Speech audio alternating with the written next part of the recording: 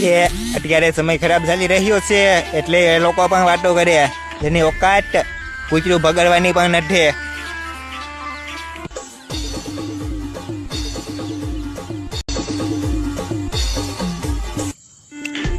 કે સિંહનું સમાધાન તો શમશાને જ હોય છે, સિંહનું સમાધાન તો શમશાને જ હોય છે.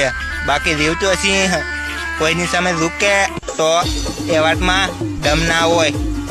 ચાલ હટ.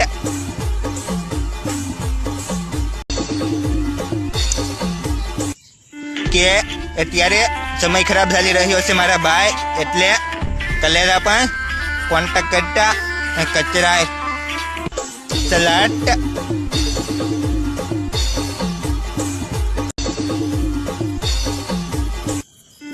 કે સિંહ જોડે દોસ્તી અને અમારા જોડે મસ્તી, તારી તો શું તારા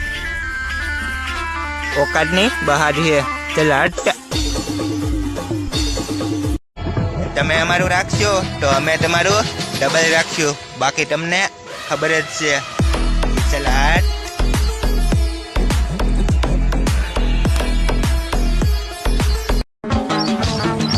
કે અત્યારે નીકળ્યા છે બિરાદર પથ્થરની આદત દિયે ગઈ નટ.